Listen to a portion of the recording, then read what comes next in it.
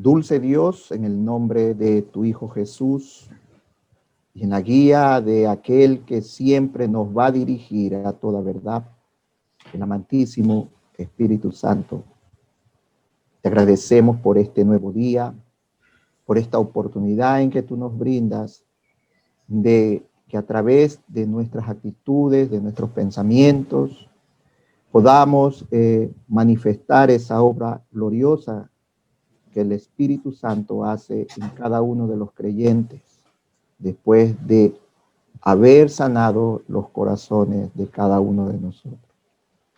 Gracias por esta congregación y gracias por todos aquellos que han dispuesto su corazón, sus oídos para escuchar, escudriñar y sobre todo guardar tu palabra y practicarla en nuestro diario vivir. Padre, agradecido estamos por lo que has venido haciendo con cada uno de nosotros. Glorifícate en cada corazón, en esta mañana, por medio de la exposición de tu palabra, que tu palabra sea ese bálsamo, ese refrigerio a nuestras almas, a nuestros corazones, y nos dé esa esperanza de la cual hoy estamos y vivimos cada día, esperando tu segunda venida. Y mientras ella, pues, nos congregamos y tratamos de esforzarnos de vivir vidas de santidad y pureza, como tu cuerpo. En tus manos ponemos nuestras vidas y este tiempo precioso que tú nos has honrado, Señor, en esta mañana. Amén. Mis hermanos, una vez más, pues agradecido con todos ustedes y siempre será un privilegio para mí el poder exponer la bendita y eterna palabra de nuestro Dios. Hoy vamos a traer un tema del cual tiene por título Mi Padre y Yo. Mi Padre y Yo. Y vamos hoy a tratar el texto, como hemos venido estudiando Juan capítulo 5, ya iniciamos la semana anterior, hoy veremos los versículos del 17 al 20. Vamos a leer, pero permitámonos leer a partir del versículo 16 para tener una conexión de una idea de lo que está tratando este capítulo. Leamos capítulo 5 del Evangelio de Juan, versículo 16 hasta el 20. Dice así la eterna palabra de nuestro Señor. Y por esta causa los judíos perseguían a Jesús y procuraban matarle, porque hacía estas cosas en el día de reposo.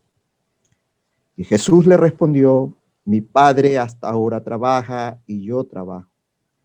Por esto los judíos aún más procuraban matarle, porque no solo quebrantaba el día de reposo, sino también decía que Dios era su propio Padre, haciéndose igual a Dios. Respondió entonces Jesús y les dijo: de cierto os digo, no puede el Hijo hacer nada por sí mismo, sino lo que ve hacer al Padre, porque todo lo que el Padre hace, también lo hace el Hijo igualmente. Porque el Padre ama al Hijo y le muestra todas las cosas que él hace, y mayores obras que ésta le mostrará, de modo que vosotros os maravilléis. Mi familia, después de que el Señor sanara a un paralítico en el estanque de Betesda, como lo vimos la semana pasada, los judíos, es decir, todo ese grupo de personas que tenían que ver y defendían la religiosidad, habíamos visto de que no se trata de la muchedumbre o de la gente que compone la raza judía, sino más bien de aquellos personajes que, disfrazados como religiosos, defendían la parte doctrinal, la parte religiosa. Era la crema innata de aquella época. Estos judíos comenzaron, dice, una persecución contra nuestro Señor Jesucristo, porque había realizado este milagro a este paralítico de Betesda en un día de reposo, y así lo vimos en el Evangelio de Juan 5, en el versículo 16. Pero como ya consideramos en nuestro estudio anterior, lo que Jesús había quebrantado no era el mandamiento, mis hermanos, no era ese mandamiento bíblico, sino la absurda interpretación que estos religiosos de la ley hacían de este mandamiento. Ahora bien, antes de las acusaciones de estos religiosos, el Señor les hizo una afirmación que de ninguna manera, ante las acusaciones de los judíos, esta afirmación les iba a ser diferente a ellos. Cuando él viene y declara, mi padre hasta ahora trabaja y yo trabajo. Y eso lo leímos en el versículo 17. Para ello, esto solo podía ser interpretado de una manera. Escúcheme, hermano. Jesús estaba declarando su igualdad con Dios. Por supuesto, ellos no se cuestionaron si era cierto. Simplemente le acusaron, hermano, y lo acusaron que era blasfemo y añadieron otra causa más por la que merecía morir nuestro Señor Jesucristo. Lo que vamos a considerar a continuación tiene una importancia muy, pero muy grande, porque si el Señor Jesucristo no estaba realmente afirmando su divinidad, tenía la ocasión de aclararlo. De hecho, era urgente que lo hiciera, hermanos, porque su vida estaba en peligro, como ya lo habíamos dicho, y no le habría sido difícil matizar cierta afirmación, explicando tal vez que la relación que tenía con el Padre era igual a la que cualquier otro hombre puede tener. Sin embargo, lo que vamos a ver a continuación es que él no se retractó de su afirmación. En ningún momento él se retractó de lo que él había dicho, sino que de hecho toda la exposición que tenemos delante sirvió para afirmar la relación única y especial que existe entre el Hijo y el Padre. El evangelista Juan ya había afirmado anteriormente la deidad del Hijo en el prólogo, cuando recién iniciamos este evangelio, su estudio, y lo vimos en el capítulo 1, en los versículos del 1 al 18. También ha recogido otras declaraciones similares de aquellos que trataron con Jesús. Por ejemplo, el mismo Juan el Bautista dijo de sí mismo que solo era un mensajero que preparaba el camino del Señor. Y eso lo vimos en el capítulo 1 de este mismo evangelio, en su versículo 23. Mientras que su discípulo Felipe, si recordamos, le dijo a Natanael, otro discípulo, que habían encontrado a aquel de quien escribió Moisés, y eso también lo estuvimos viendo, y estaba en el capítulo 1, en el versículo 45. Y cuando este discípulo Natanael escucha a Felipe, tuvo su primer encuentro con Jesús. Lo reconoció como el Hijo de Dios, el Rey de Israel. ¿Lo recordamos? Y eso lo vimos en el versículo 49 del mismo capítulo 1. Incluso, mis hermanos, hace unas semanas atrás estuvimos viendo la reacción de los samaritanos cuando afirmaron que nuestro Señor Jesucristo era el Salvador del mundo, era el Cristo. Y eso lo vimos en el capítulo 4 de este mismo evangelio, en su versículo 42. Si tenemos en cuenta que todas estas declaraciones fueron hechas por judíos o samaritanos monoteístas, hermano, es decir, que creían en un solo Dios, adquieren una gran importancia, porque no pueden querer decir otra cosa que Jesús es el divino Mesías que había sido anunciado por las Escrituras. Ahora bien, mi familia, hasta aquí hemos visto la opinión que sus propios discípulos tenían de Jesús. Pero hay algo muy lastimoso con respecto a muchas opiniones de teólogos liberales, que ellos dicen que lo que los discípulos mencionaban eran una manera de exaltar a su maestro. Es como decir, hay un interés de por medio y tú estás exaltando a tu maestro. Llegaron inclusive como que ellos al exaltarlo a nuestro Señor Jesucristo estaban llegando realmente lejos, ¿sí? De una manera exagerada y desproporcionada. Estos eran los pensamientos de aquellos teólogos liberales de nuestro tiempo. Pero a continuación vamos a ver que si los primeros discípulos llegaron a estas conclusiones, fue porque el mismo Señor lo dejó claro, más allá de toda duda. Y a manera de resumen, vamos a adelantar algo de algunas de esas afirmaciones que nuestro Señor Jesús hizo y en las que se compara con su Padre, mostrando su absoluta igualdad con él. Me refiero que en este mismo capítulo 5, en el versículo 19, leímos, porque todo lo que el Padre hace, también lo hace igualmente el Hijo. Y ahí, ¿qué es lo que nos está demostrando las Escrituras? Lo que las Escrituras nos trata de hacer ver y entender es que tanto Jesús y el Padre son iguales en poder. Seguimos con el versículo 20, donde las Escrituras nos dice que el Padre le muestra todas las cosas que Él hace. ¿Y eso qué es lo que nos trata de hacer entender? Que son iguales, tanto el Hijo como el Padre son iguales en conocimientos, en su manera de obrar. En el versículo 21 de este mismo capítulo dice, porque el Padre levanta a los muertos y les da vida, así también el Hijo a los que quiere da vida. Nos damos cuenta que son iguales en su capacidad de dar vida a los muertos, tanto el Hijo como el Padre. Y en los versículos, tanto el 22 que dice, porque el Padre a nadie juzga, sino que todo el juicio lo dio al Hijo, y en el versículo 27 dice, y también le dio autoridad de hacer juicio por cuanto es el Hijo del hombre. Y aquí podemos ver en estos dos versículos la autoridad que tienen ambos para juzgar. En el versículo 23 de este mismo capítulo habla así, para que todos honren al Hijo como honran al Padre. El que no honra al Hijo, no honra al Padre que le envió.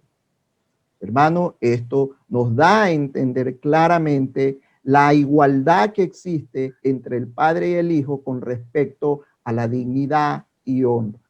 Y es que cuando usted honra al Hijo, honra al Padre también.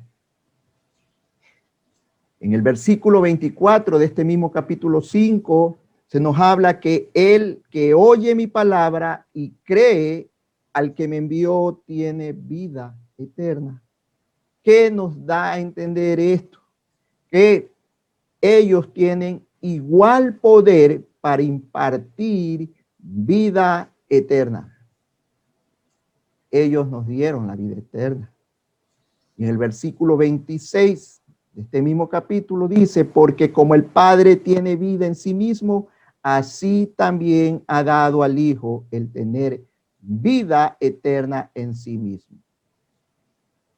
Padre e Hijo son iguales en tener vida eterna en sí mismo. Ellos no dependen de otro para tener vida eterna. El ser humano sí depende de Dios para tener vida eterna.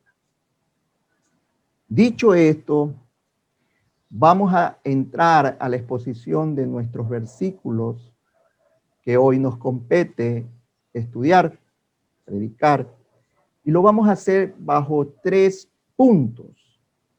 El primero es que lo encontramos en Juan capítulo 5 versículo 17, donde podemos ver que el Padre y el Hijo son uno en todo lo que hacen. El Padre y el Hijo son uno en todo lo que hacen. En el versículo 19 estará nuestro segundo punto a tratar, y es justamente que el Hijo es dependiente del Padre en toda la obra que realiza. El Hijo depende siempre del Padre en su obrar. Y por último, en el versículo 20, podremos ver que todo este obrar, toda esta comunión, tiene una base. Y la base de esta relación es el amor y la perfecta confianza que existe entre el Padre y el Hijo. La base de esta relación, mis hermanos, es el amor y la perfecta confianza que existe entre el Padre y el Hijo. Entremos pues a nuestro primer punto, donde vemos que el Padre y el Hijo son uno en todo lo que hacen. Y para esto, pues vayamos a nuestro versículo 17 y dice, y Jesús le respondió, mi Padre hasta ahora trabaja y yo trabajo. Al comenzar este sermón de nuevo, de este pasaje, vemos que Jesús no trató con los judíos la cuestión de la violación del sábado. En ningún momento él se esmeró por tratar de explicarle por qué él había sanado ese día, sino que les llevó al tema a un nivel superior a estos. Y es que la relación que como hijo de Dios tenía con su padre. Por supuesto, esto no hizo sino más bien irritar aún más a estos religiosos. Pero, ¿qué quería decir cuando afirmó que su padre seguía trabajando hasta ahora? ¿No dicen las escrituras que después de los 6 días de la creación, Dios descansó en el 7º día? Evidentemente, hermanos, lo que Jesús está explicando es que el Padre seguía trabajando sin interrupciones en sábado. Pero, ¿qué necesidad había de seguir trabajando una vez que la creación había concluido? Y Dios vio que todo lo que había hecho era bueno en gran manera. Y eso lo podemos ver en Génesis capítulo 1, versículos 31. Y es verdad también que Dios cesó su actividad creadora. Aunque esto no equivalía, hermano, a descansar en toda actividad. Inclusive, nuestro hermano, el apóstol Pablo, intentó explicar a los habitantes de Listra de que Dios no ha dejado de trabajar. Y es por eso que en Hechos capítulo 14, en su versículo 17, dice que Él sigue haciéndonos el bien. ¿De qué manera? Dándonos lluvia del cielo y tiempos fructíferos, llenando de sustento y de alegría nuestros corazones. Y esta es pura verdad, hermanos. El Señor, nuestro Padre Celestial, sigue trabajando. E inclusive a los mismos colosenses les dice que en Cristo todas las cosas subsisten. Y eso lo vemos en Colosenses capítulo 1, versículo 17. Y el autor a los hebreos coinciden al señalar que el Hijo es quien sustenta todas las cosas con la palabra de su poder. Y eso lo podemos ver en Hebreos capítulo 1, versículo 3. Por lo tanto, mis hermanos, aunque Dios había cesado su obra creadora, seguía sustentando su creación y la sigue sustentando hasta el día de hoy. Hermanos, hoy tenemos este privilegio de estar con vida, de poder estar reunidos juntos, gracias a que el Señor Jesucristo sigue sustentando su creación. Ahora bien, mis hermanos, cuando el pecado entró en el mundo, todo se estropeó, toda esa creación, todo eso que las escrituras habla de que era bueno en gran manera se estropeó. El hombre, que era la obra, que es la obra maestra de la creación, se encontró trabajando una tierra que había quedado maldita por Dios, lo que añadía un elemento importante de frustración a su trabajo. Por eso es que ustedes y yo tenemos que llevar el pan a nuestros hogares con el sudor de nuestra frente. También las relaciones, inclusive familiares en el huerto, se vieron muy afectadas al punto que un hermano mataba a su otro hermano porque tuvo envidia. Y eso lo podemos encontrar en Génesis capítulo 4, versículo 8. Y también hubieron esas acusaciones mutuas entre el esposo y la esposa, me refiero a Adán y Eva. Acusaciones que ellos se dieron y perdieron, y más bien esas acusaciones como que se dieron como en un ambiente de rivalidad. Y ese ambiente de rivalidad o esas acusaciones, ¿sí?, de alguna forma sustituían a la confianza y a la armonía con que existía desde el inicio. Se perdió esa confianza, se perdió esa armonía, porque el hombre le echaba la culpa a la mujer y la mujer echándole la culpa a la serpiente.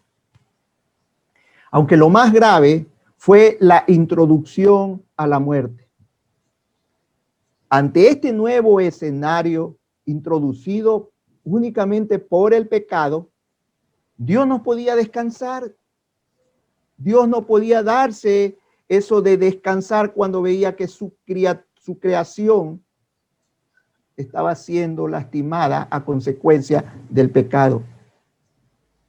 Evidentemente, lo que había ocurrido no era responsabilidad de Dios, pero él no podía permanecer indiferente ante el sufrimiento del hombre, que además se encontraba incapaz de salir de la terrible condición en la cual el pecado le había colocado. Por eso Dios sigue haciendo continuamente obras, hermanos, de misericordia y de bondad, y eso tenemos que tener muy presente, proveyendo para nuestras necesidades, para sus hijos, para sus criaturas, y manteniendo en equilibrio la naturaleza. Todo esto, por supuesto, en medio de las terribles consecuencias que el pecado ha introducido en nuestro mundo. Es que, mis hermanos, si Dios suspendiese su obra por un momento, hermano, todo el mundo se vería envuelto en la confusión y el caos absoluto. De eso délo por seguro. La razón por la que el mismo Hijo se hizo hombre y vino a este mundo fue precisamente con este mismo fin. Sus milagros de sanidad evidenciaban el deseo de Dios de restaurar al hombre de los graves efectos que el pecado ha traído sobre él. Y la sanidad que vimos la semana anterior con respecto al paralítico de Betesda es uno de los ejemplos de la misericordia y de la bondad de nuestro Creador. Como vimos, aquel hombre había vuelto a disfrutar de un día de reposo después de 38 años de estar enfermo. Había sido liberado de esa esclavitud de la enfermedad y había vuelto a reposar en esa misericordia y en esa bondad que Dios le había provisto a través de la sanidad. Ahora bien, el propósito de Dios era hacer algo mucho más grande y definitivo. Las sanidades milagrosas que Jesús llevó a cabo, o las resurrecciones también que las Escrituras nos presentan, solo eran pequeñas muestras de lo que realmente se proponía. Él había venido a solucionar el problema en su misma raíz. No eran las enfermedades, no era la muerte en sí, sino que había un problema muy grave y él vino a solucionar eso, a cortar de raíz. Y eso era, lo llevaba a él y lo implicaba a acabar con el pecado en la cruz a través de su muerte. Solo de esta manera podría dar un reposo definitivo a todo aquel que cree en él. Por esta razón, mis hermanos, tratando sobre este mismo, el autor en Hebreos nos habla de otro reposo al que Dios nos invita a entrar. Y eso lo podemos leer en Hebreos capítulo 1, versículos 13, que sí les pediría encarecidamente de que cuando tengan el tiempo suficiente puedan ir y leer ese capítulo. Por razones de tiempo no lo vamos a hacer, pero ustedes busquen ese tiempo y léanlo. Ahora, ¿qué dice ese capítulo 4 de Hebreos en su versículo del 1 al 13? Nos habla de que ese reposo tiene que ver con la salvación eterna que Cristo ha conseguido para los pecadores por medio de su obra perfecta y completa en la cruz. Ya debemos de descansar. Hay un sinnúmero de gente, vemos un sinnúmero de gente que se los ve agobiado porque quieren alcanzar la eternidad, quieren ir al cielo, pero lo quieren hacer en sus fuerzas, a través de sus propias obras. Y gracias a Dios que nosotros pertenecimos también a ese grupo donde siempre andábamos pensando que teníamos que hacer algo bueno para agradar a Dios. Ahora ya hemos dejado de descansar. Ahora ya hemos dejado de trabajar y hemos venido a ese descanso que el Señor nos brinda y nos da a cada uno de sus hijos, de sus elegidos. Ahora reposamos con esa quietud de saber que si es bien cierto que tenemos que vivir en esta tierra aún, pero algún día hemos de estar en la presencia de Dios, gozándonos de ese reposo que Él nos ha dado por una eternidad. Por lo tanto, el Padre como el Hijo seguían trabajando con este propósito. Así que si los judíos iban a acusar a Jesús de violar el día de reposo, tendrían también que hacer lo mismo con su Padre. En esa misma parte del versículo 17 dice, mi Padre y yo. La respuesta de Jesús no sirvió para calmar los ánimos de los judíos. Su alusión a Dios como su Padre más bien encendió mucho más la ira de estos religiosos. ¿Por qué? Ellos se dieron cuenta perfectamente que Jesús se estaba refiriendo al Padre de un modo exclusivo y único. No era lo mismo que cuando enseñaba a sus discípulos a orar y les decía que se dirigieran a Dios Padre diciendo, Padre nuestro que estás en los cielos. Esto también habría resultado extraño para un judío. De hecho, es difícil encontrar en todo el Antiguo Testamento algún creyente que se dirigiera a Dios llamándole Padre de una forma tan personal. Aún así, es probable que una referencia de este tipo los judíos la hubieran pasado por alto.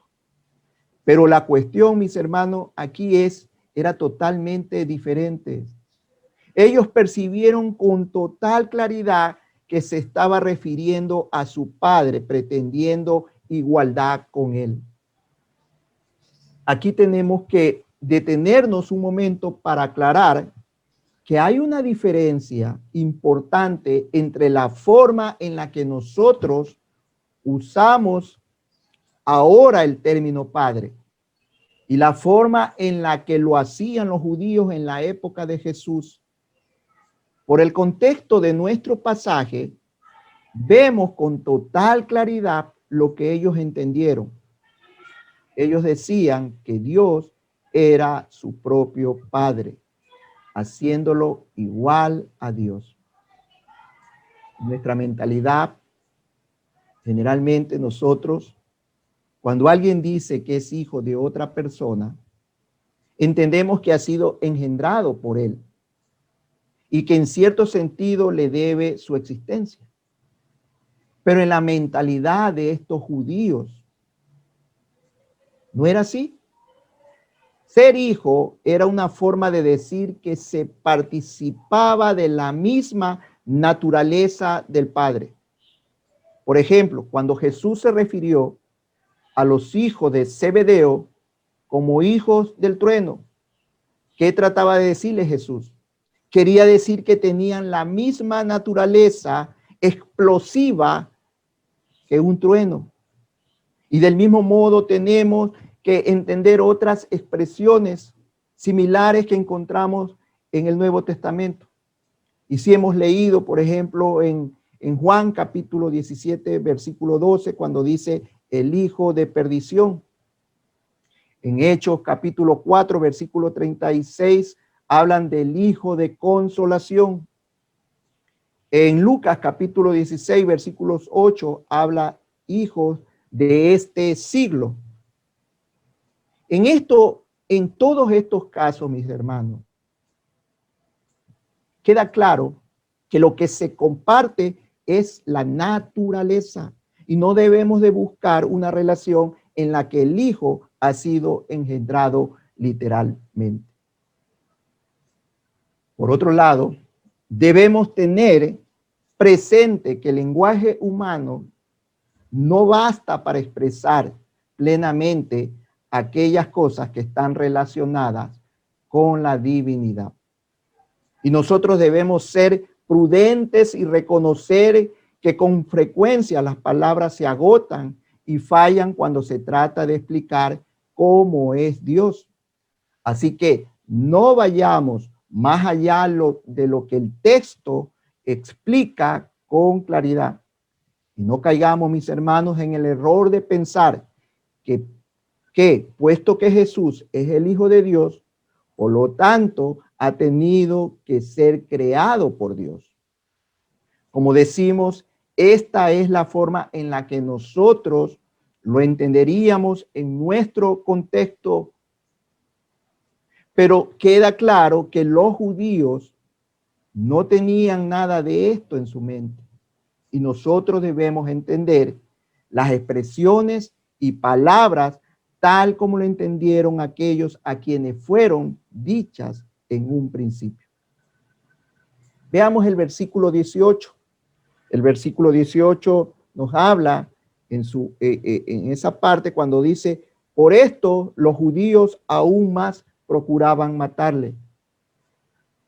Para los judíos les quedó claro que Jesús estaba poniendo su actividad al sanar al paralítico al mismo nivel con la actividad de Dios. A ellos les resultaba totalmente intolerable que igualara sus obras a las que hace Dios y que afirmara que Él estaba unido con el Padre en una misma empresa, hablemos así. Así que procuraban matarle.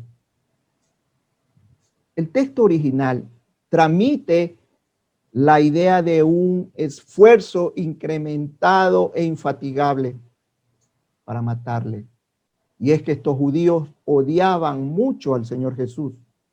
Su sangre hervía con esta cuestión del día de reposo y dedicaban todas sus energías para dar muerte a Jesús, gracias a su odio. Así que, aunque no lo quisieron reconocer, eran ellos los que estaban trabajando en el día de reposo para hacer las obras de su padre, el diablo. Eran los mismos judíos tratando de matar a Jesús. Únicamente lo que estaban era haciendo la obra de Satanás. Y eso lo podemos ver en Juan capítulo 8, en los versículos 40 al 41. En su momento determinado estaremos también revisando, porque es parte del estudio de este evangelio. Con esto se comprueba una vez más que cuanto más grande es la obra del Señor Jesucristo a favor de los hombres y más clara la revelación de quién era Él, mayor es el costo para sí mismo. En este mismo versículo 18 nos dice, haciéndose igual a Dios. La razón para este odio homicida radicaba en dos asuntos. fundamentales para ellos. Por un lado, Jesús quebrantaba el día de reposo y por otro, y mucho más grave, se hacía igual a Dios, atribuyéndose la divinidad en el sentido más alto posible de esta palabra. Esta pretensión o bien era una terrible blasfemia o se debía de pagar con muerte, o bien era la más gloriosa verdad que el hombre debe creer. Ellos decidieron que era falso. Tuvieron una opción o tuvieron dos opciones. Seguir creyendo que ser hijo de Dios podía a ellos llevarle a que tenían que matarlo por blasfemo, o la otra opción, que es la verdadera, el de creer que aquel que se había declarado hijo de Dios estaba en lo cierto, que era una gloriosa verdad que estaba manifestando. ¿Y qué era lo que tenían que hacer? Simplemente creer. Pero ellos se fueron por lo falso y acordaron matarle. Por supuesto, comprendían perfectamente las implicaciones de esta declaración. Escuche esto, hermano. Si Jesús era Dios, esto atentaba contra el riguroso monoteísmo en el que la ley de Jehová decía que Dios es uno solo. Esto atentaba a todo aquello que ellos habían aprendido de las Escrituras, que no había otro Dios. Y eso lo podemos ver en Deuteronomio capítulo 34, de los versículos del 35 al 39, y en Deuteronomio capítulo 6, del versículo 4. Ley que Jehová era uno solo y que no había otro Dios fuera de él. Tal como ellos lo entendían. Si Jesús era Dios, entonces ya no había un solo Dios, sino dos. Esto era una grave negación del riguroso monoteísmo que enseñaban las Escrituras. Estaba claro, mis hermanos, que Jesús tenía que dar alguna explicación y la dio. En primer lugar, hizo una defensa completa del monoteísmo cristiano en la cual el Padre y el Hijo son uno. Y es lo que acabamos de leer en Juan capítulo 5, versículo 19. Y de ahí en adelante hasta el 29, él va a seguir explicando, y eso veremos en la próxima semana. Él va a seguir explicando que el Padre y él son uno.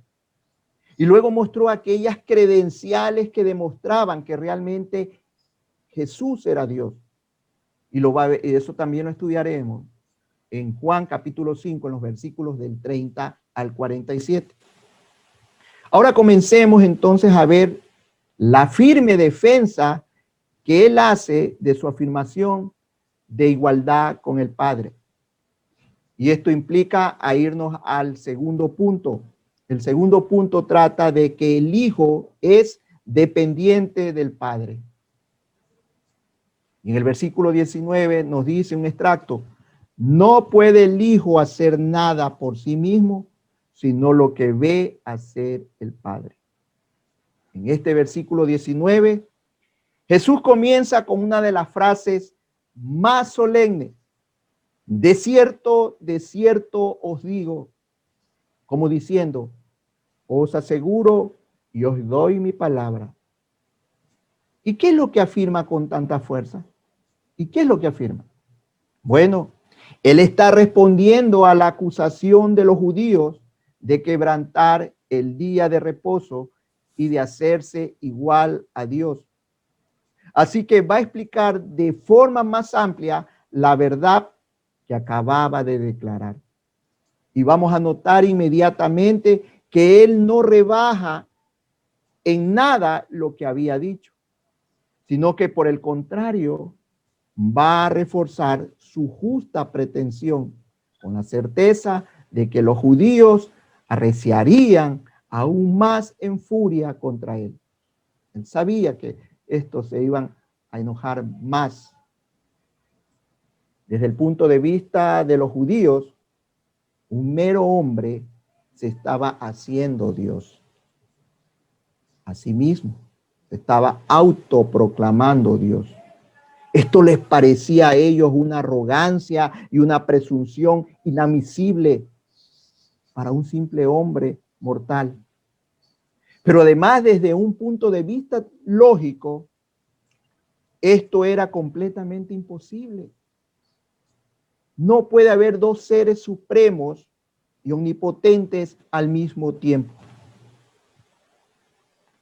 Ahora bien, mis hermanos, el Señor Jesucristo no pretendía ser otro Dios diferente, actuando de manera independiente y poseyendo iguales derechos y poderes. Quitémonos de nuestra mente cualquier idea de competencia o rivalidad entre dos deidades. Nada más lejos de la verdad. Y esto es lo que el Señor quiere resaltar en su discurso.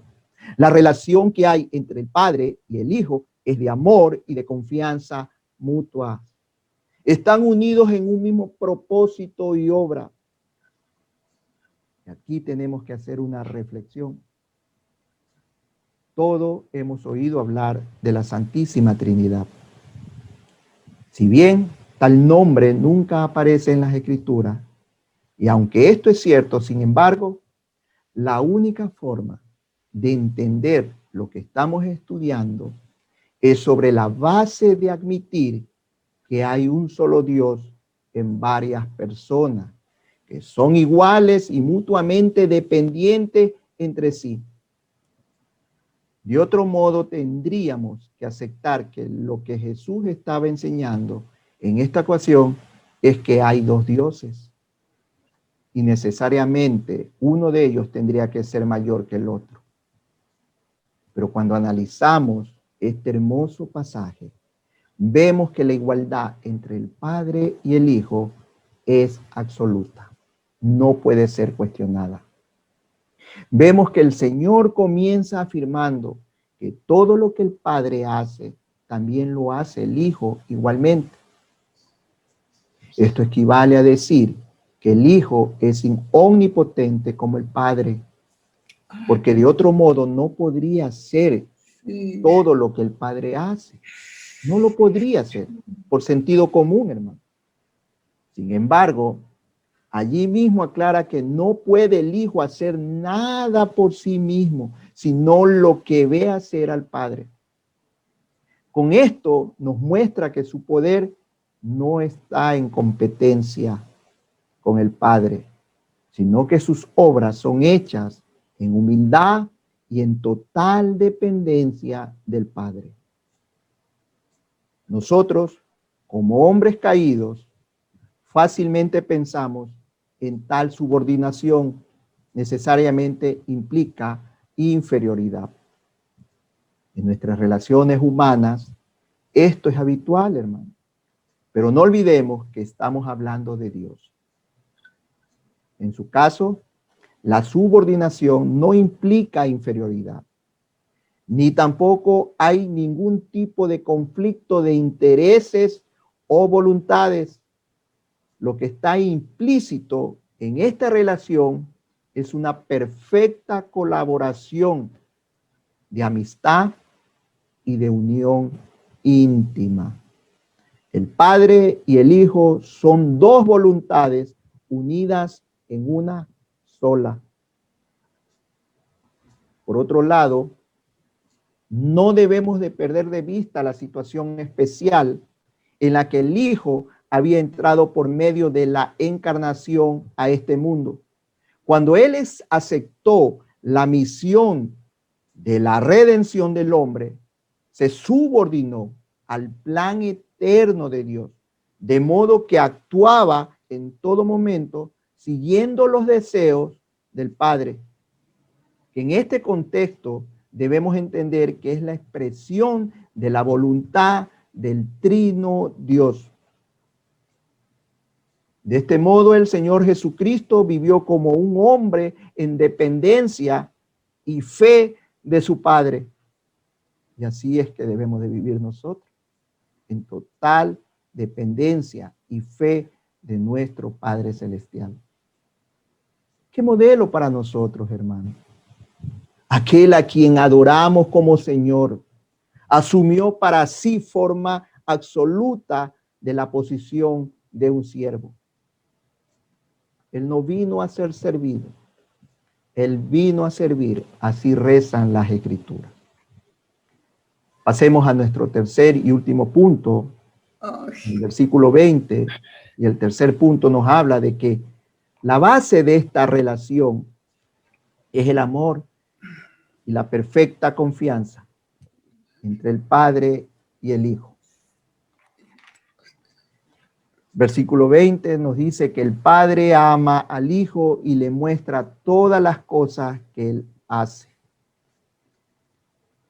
Hace un momento Jesús había afirmado que Él hace lo que ve hacer al Padre. Y ahora añade que el Padre ama al Hijo y le muestra todas las cosas que Él hace. Para poder hacer tales afirmaciones, el Hijo ha de tener continuo acceso al Padre y un completo conocimiento de lo que está sucediendo allá en el cielo, hermanos. Y por supuesto, alguien tiene este grado de conocimiento de Dios. Necesariamente tiene que ser Dios. No hay otra manera de explicarlo. Además, el hecho de mostrar todas las cosas indica también la plena confianza y cooperación que existe entre el Padre y el Hijo.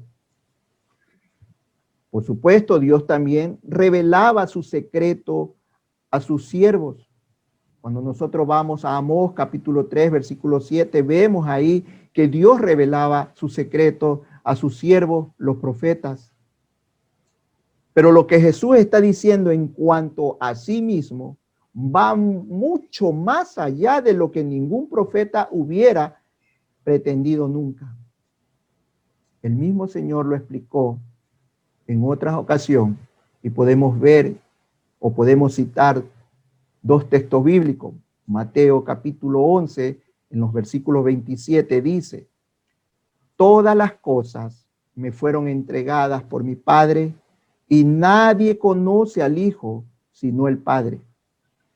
Ni al Padre conoce alguno sino el Hijo y aquel a quien el Hijo lo quiere revelar.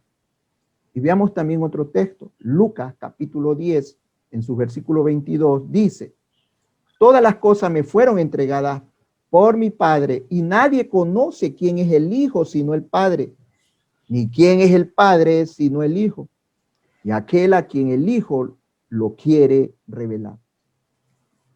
Ahora bien, las obras que el Hijo hace son las mismas que el Padre hace y le muestra. Y ahora añade: y mayores obras que esta le mostrará, de modo que vosotros os maravilléis. ¿A qué obras se refería? Los judíos acababan de ver cómo el Señor Jesús restauraba completamente a un paralítico, lo cual ya era por sí muy grande, hermano. Pero aún así se aseguran cosas mucho mayores, que según indica este versículo siguiente, tendría que ver con levantar a los muertos y a la ejecución del juicio. Esos versículos los estaremos revisando la semana siguiente, si así el Señor lo permite. Habiendo expresado todo esto y habiendo visto estos tres puntos, mis hermanos, permítame expresarle a manera de meditación o una implicación que nosotros debemos de hacer para nuestras vidas. Primero, que las Escrituras nos señalan con una total claridad en 1 Corintios capítulo 12, versículo 27, de que tanto ustedes como yo pertenecemos al cuerpo de Cristo y que cada uno de nosotros somos un miembro de dicho cuerpo. Pero también las Escrituras nos dice en 1 Corintios capítulo 12, versículo 12, que así como el cuerpo, ¿sí?, es uno y tiene muchos miembros, pero todos los miembros del cuerpo, aunque somos muchos, constituimos un solo cuerpo. Así también es nuestro Señor Jesucristo. Por tanto, como iglesia, hermanos, somos uno en todo lo que hacemos. Por tanto, debe de existir una total dependencia en Cristo para hacer lo que queremos hacer dentro de nuestra casa como iglesia. Y la base para hacer o realizar todos esos propósitos que Dios nos ha dado como iglesia tiene que ser nuestro amor y nuestra relación en confianza entre cada uno de nosotros. Y esta relación de amor y confianza necesariamente tiene que estar bajo las directrices de nuestro Salvador. Oro, amados hermanos, porque podamos llegar a esto, de ser unos solos en Cristo, de movernos unos solos en Cristo, de tener esa comunión y de tener esa total dependencia en nuestro Señor, y que exista, que todo eso que lo podamos hacer bajo una base, el amor y la confianza entre nosotros, dirigido siempre por nuestro Señor Jesucristo. Amén. Oremos, hermanos. Amantísimo Padre Celestial, gracias por permitirnos ser una vez más conocerte en esto que tú quieres para con nosotros. Al ponernos como el ejemplo muy claro que es nuestro Señor Jesús.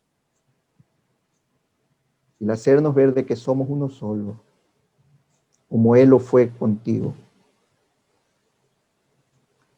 Y que nosotros debemos depender de nuestro Padre Celestial, como Él lo hizo aquí en la tierra, como lo sigue haciendo.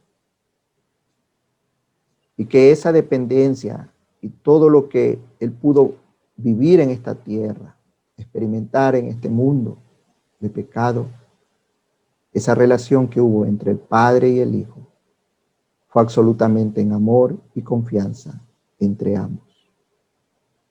Permítenos, Señor, experimentar con alegría todo aquello que lo que la Escritura en esta mañana nos ha revelado.